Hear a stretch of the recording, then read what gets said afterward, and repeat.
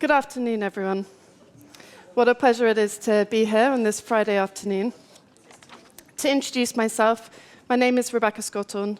I'm a partner at L.E.K. Consulting and co-founder of L.E.K's Sustainability Centre of Excellence. I co-lead a board of over 30 partners across sectors and regions, all bringing their own deep areas of subject matter expertise to sustainability issues. My personal areas of expertise are in industrials, so energy transition, renewables, sustainable built environment, circular economy, and environmental services. I sincerely believe that to make progress, we need to speak to boards and CEOs in language that they are well versed in. This is about financial trade-offs, capital allocation, risk appetite, growth if it's in the right areas. For many of my clients, this is frankly making sure that they still have a business to run. And for all of us, of course, it's about the future of our planet and the future we're creating together. I'm very aware that today I'm speaking to a highly informed audience, and that isn't always the case. So as such, I want to focus my time on new news and the decarbonisation survey that we have been running.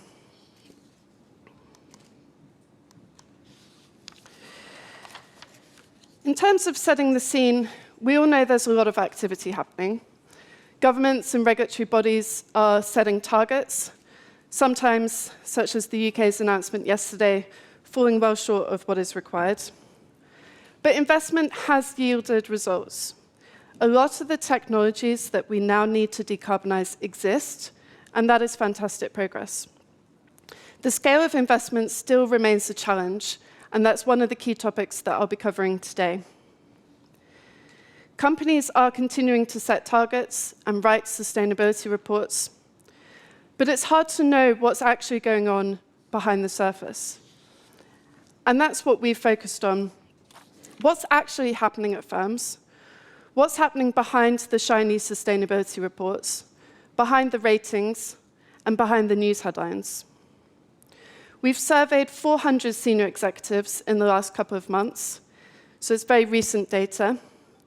Combined, their businesses are responsible for $1.7 trillion of revenue.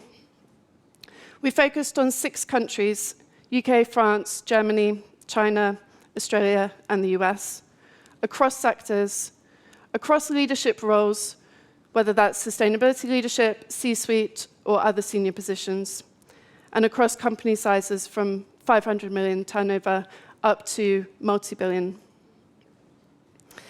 I worked with 2 people on this. We wrote the questionnaire, we crunched the data. I'm not trying to suggest to you today that the data doesn't have biases in it. We haven't adjusted it, we haven't extrapolated it. But I do think it's going to be very interesting for you to see, and actually quite rare to get this level of insight into what's happening at companies around the world. So I hope you enjoy it. Let's start with the plans.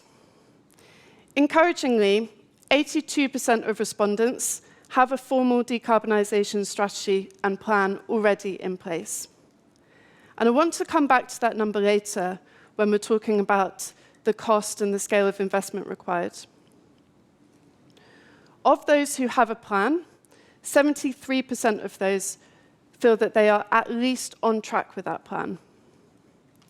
I feel that this is quite an encouraging start.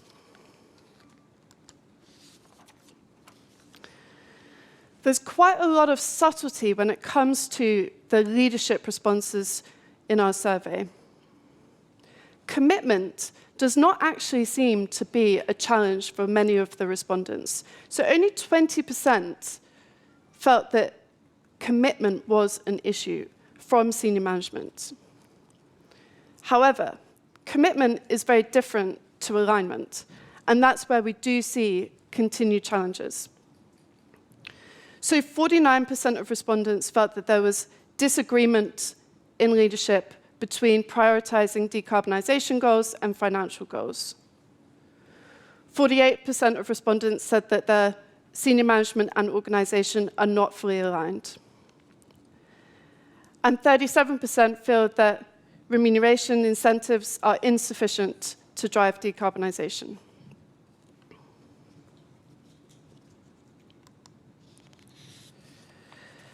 The challenges get even harder when it comes to the scale of investment required. So 77% of respondents see the cost of decarbonisation as an issue. 72% say lack of affordable solutions is an issue, and 78% say accessing additional funding is an issue. Bear in mind that 82% of these respondents said that they had a plan. They clearly hadn't costed that plan with these answers here. And that's what we're seeing now a lot as being the challenge, that the plans have been put in place, the goals have been put in place, but there isn't necessarily the funding and the investment that sits behind how those plans are going to be achieved.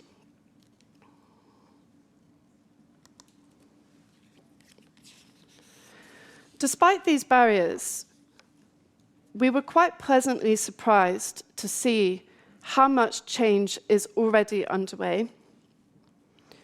I won't go through all of these numbers, and trust me, we have a lot more that sits behind the scenes. But just to pick out a few that I thought were actually very, very significant, and actually significant across the value chain when you start thinking about your customers, your suppliers, your competitors, the extent of change that is happening. 89% of respondents said they will change product design to reduce lifetime emissions. 54% are already hiring new talent. 43% have already changed their business model, and 46% plan to do so.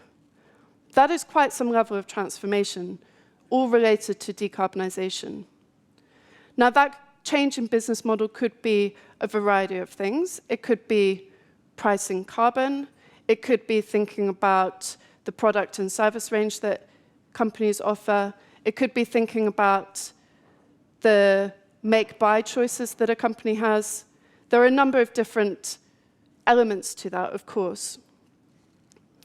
But when you get into some of the specifics, 42% have already changed suppliers to reduce their carbon footprint.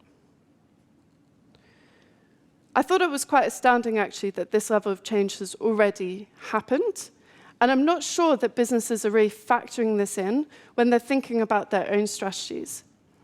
Because it's not just your own decarbonisation strategy and thinking about the pressures you're under from your investors, but fundamentally, if your customers have got a strategy in place that affects their supply chain, that will impact you as well. So even if your own goals are not that ambitious, you might well find that you have to change to respond to your customers. These actions, though, don't quite get you to the fundamental level of ambition that different companies have. And I'd like to introduce you to a concept that I use with a lot of clients, which sparks a good amount of healthy debate, I would say. So for a number of years, I've been having conversations with clients about their level of ambition when it comes to decarbonisation. Before any numbers are crunched, before any goals are set, boards, excos can have really quite an in-depth debate around their approach and level of ambition. I'll talk you through it. On the left-hand side, we have the laggards. We have not clarified an overall goal. It's safe to say, if that's your company's situation, you are behind. Next, we have the minimalists. We are focusing only on meeting regulatory compliance and disclosure obligations. They'll do what is required and nothing more. It is worth pointing out that in some sectors, just doing that is actually still quite a lot of action and change that you're having to make. But still, we've labeled those minimalists. In the middle, we have the risk mitigators, who we are using decarbonisation to mitigate operational and reputational risks. And you can see that that's the most common category for the respondents to fall in. And then on the right-hand side, you start getting towards the leaders. So you have we are factoring decarbonisation into strategy, and we see it as a growth driver. And then the value leaders, where sustainability really is at the core of what they're doing, and they are actually innovators in the space. They're the ones that will go above and beyond, and decarbonisation will be a core part of every choice that they make. Now, when I have this debate with CEOs, often they will admit that currently they are on the left-hand side, but they want to be on the right-hand side. It's very admirable. It's worth pointing out clearly, not everyone can be a leader. Things will quickly evolve so that you reach table stakes, even by having quite an ambitious decarbonisation strategy. And it's also worth thinking about, why is it that they want to be on the right-hand side? What is it that they're hoping to realise?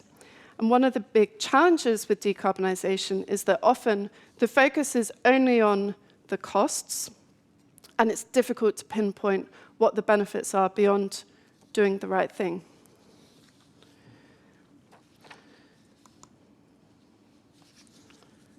When you look at this page, you can start to see why it is actually beneficial to move your company's strategy to the right-hand side.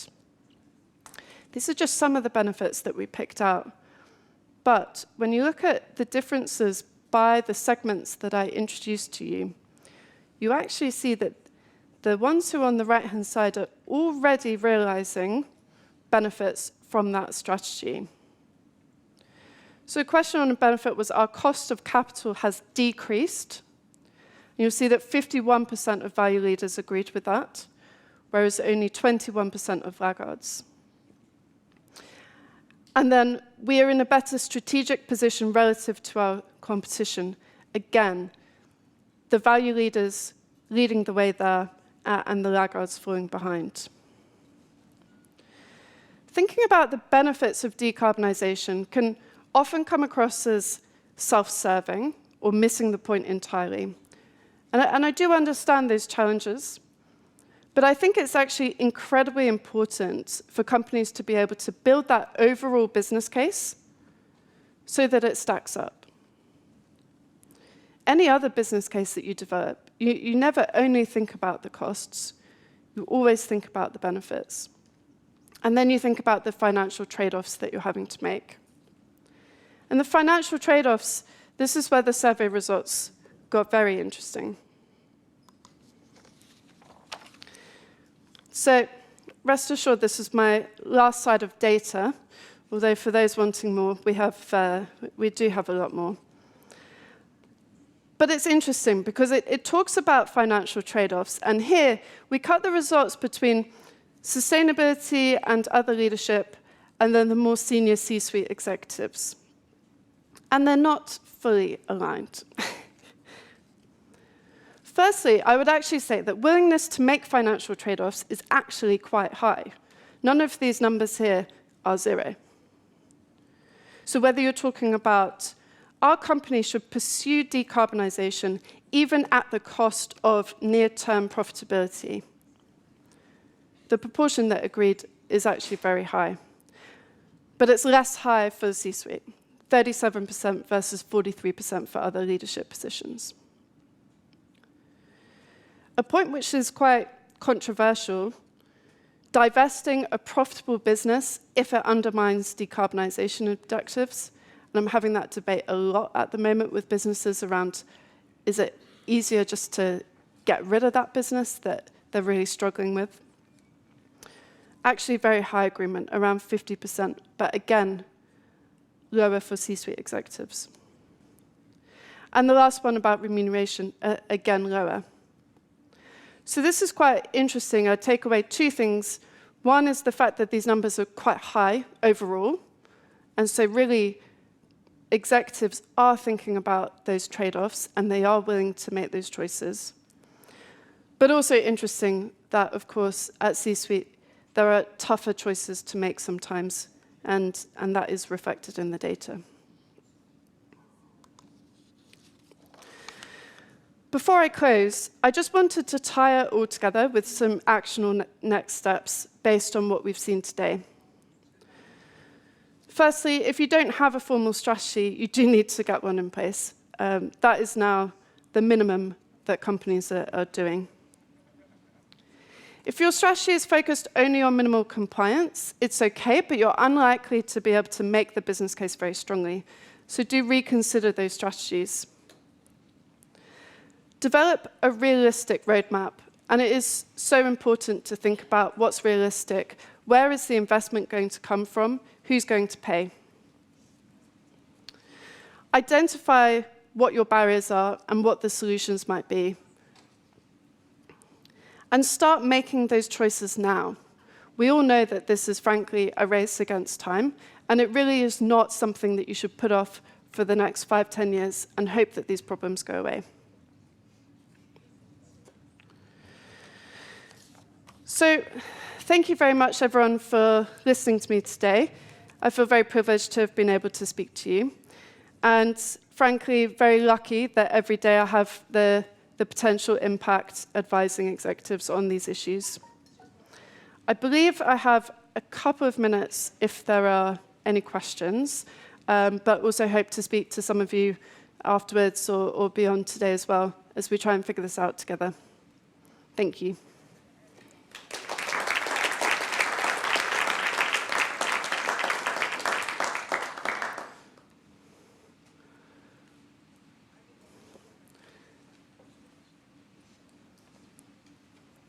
Any questions before I wrap up?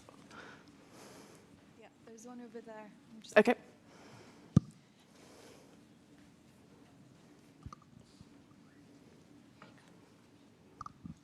First of all, thank you for your presentation. It was really interesting. Out of interest, did you dive further into the detail between the difference in C-suite and other sustainability leadership into why that difference is there? Yeah, so as part of what we're doing, we're actually speaking to a number of the respondents, following up to get some more colour around some of those issues. And it is just I think at the C-suite level in particular, it's where decarbonisation feels like one part of their role, whereas a number of the other executives had more focus on sustainability. So it's a bigger part of their job at the moment. And I think this is where the work that we do, we always try and work with people, whether they're CFOs, CEOs, boards, because you need the whole picture, whereas I think often sustainability strategies don't have the full picture because they're not also having to think about the returns, the shareholders, the pressures there. So whilst it might feel that the C-suite are being less ambitious, they're probably also being more pragmatic about the trade-offs that they need to make.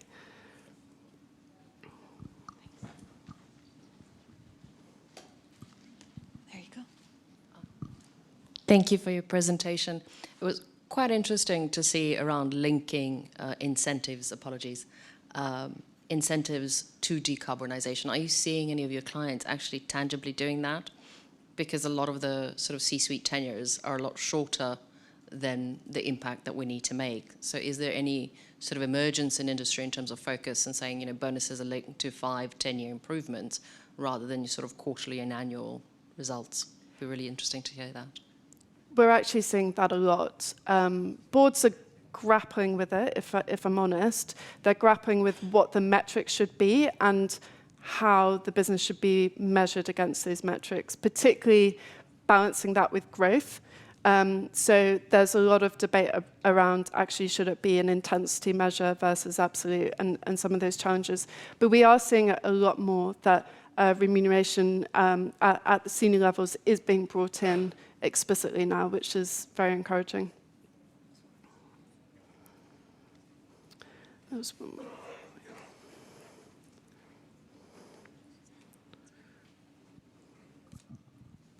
Thank you. It's a great presentation. I was curious about, for your growth-focused pragmatists and the value leaders, What do you notice about those organisations and how they're communicating their stories of impact more effectively to actually enable that growth and kind of overcoming the fear of greenwashing?